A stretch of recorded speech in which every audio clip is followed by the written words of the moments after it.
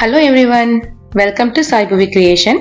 இன்னைக்கு நம்ம சேனல்ல ரொம்பவே சூப்பரான ஸ்பைசியான நார்த் இந்தியன் ஸ்டைல்ல பேகன் ஃப்ரைடு கிரேவி தான் பார்க்க போறோம். வாங்க எப்படி செய்யறதுன்னு பார்க்கலாம். ஃபர்ஸ்ட் ஒரு மிக்சிங் பவுல்ல 1 spoon Kashmiri red chilli powder, 1 spoon தனியாத்தூள், 1/2 ஸ்பூன் மஞ்சள் தூள், 1 ஸ்பூன் கரம் மசாலா, 1/2 ஸ்பூன் சீரகத்தூள், கொஞ்சமா பெருங்காயத்தூள் சேர்த்து நல்லா மிக்ஸ் பண்ணி வச்சுக்கோங்க. இப்போ இதை செய்யறதுக்காக நான் இந்த மாதிரி பெரிய சைஸ் கத்திரிக்காயை வாங்கியிருக்கேன். இதை நல்லா வாஷ் பண்ணிட்டு உங்க விருப்பம் போல உங்களுக்கு எந்த ஷேப் பிடிக்குதோ அந்த ஷேப்ல கட் பண்ணிக்கோங்க. நான் இந்த மாதிரி நீல வாக்குல கட் பண்ணிட்டு இப்போ இதை குட்டி குட்டியா கட் பண்ண போறேன். இந்த மாதிரி மீடியம் சைஸ்ல சின்ன சின்னதா கட் பண்ணி எடுத்துக்கோங்க. கத்திரிக்காயை ஈரம் இல்லாம ஃபர்ஸ்டே வாஷ் பண்ணிட்டு கட் பண்ணிக்கோங்க. இந்த மாதிரி கட் பண்ணதுக்கு அப்புறம் இதுக்கு நடுவுல சின்ன சின்னதா ஒரு கீரல் போட்டுக்கலாம். அப்பதான் கத்திரிக்காய்க்குள்ள நல்லா அந்த மசாலாலாம் அப்சர்வ் ஆகும்.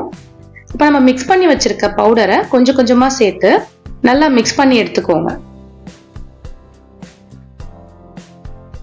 கத்திரிக்காய் ஈரம் இல்லாம இருந்தாதான் இந்த மாதிரி ட்ரையா இருக்கும்.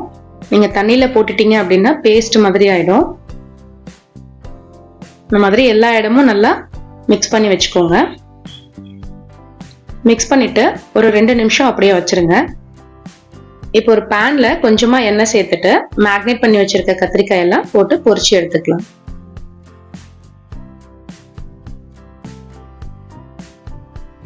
இந்த மாதிரி ஒரு பக்கம் நல்லா ரோஸ்ட் ஆனதுக்கு அப்புறம் அடுத்த பக்கத்துக்கு திருப்பி போட்டுக்கோங்க.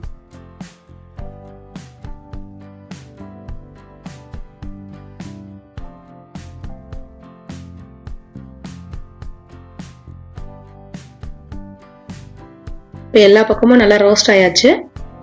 இதை அப்படியே வச்சிருவோம். அடுத்ததா ஒரு பேன்ல கொஞ்சமா எண்ணெய் சேர்த்துக்கோங்க.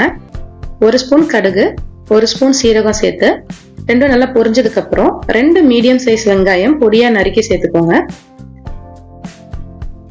வெங்காயம் வதங்கினதும் அதுல 1 ஸ்பூன் போல இஞ்சி பூண்டு சேர்த்துக்கலாம். இதுல 1 ஸ்பூன் போல இஞ்சி பூண்டு பேஸ்ட் சேர்த்திருக்கேன். இதையும் சேர்த்து நல்லா வதக்கி எடுத்துக்கோங்க.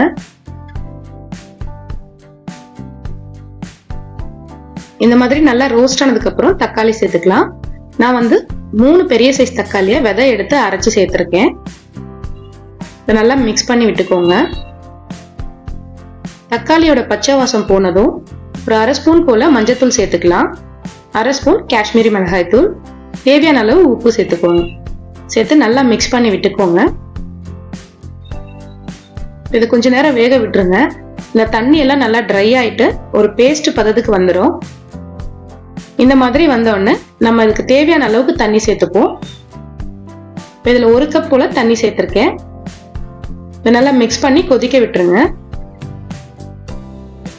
ஒரு 5 நிமிஷம் கொதிச்சதுக்கு அப்புறம் இந்த மாதிரி எண்ணெயெல்லாம் பிரிஞ்சு மேல வந்துடும். இந்த ஸ்டேஜ்ல நம்ம பொரிச்சு வச்சிருக்க கத்திரிக்காய் எல்லாம் உள்ள சேர்த்துக்கலாம். சேர்த்துட்டு லேசா அந்த மசாலால அப்சர்வ் ஆகுற மாதிரி அழுத்தம் கொடுங்க. கரண்டி போட்டு நல்லா கலக்கிட்டீங்கன்னா கத்திரிக்காய் எல்லாம் உடைஞ்சிடும்.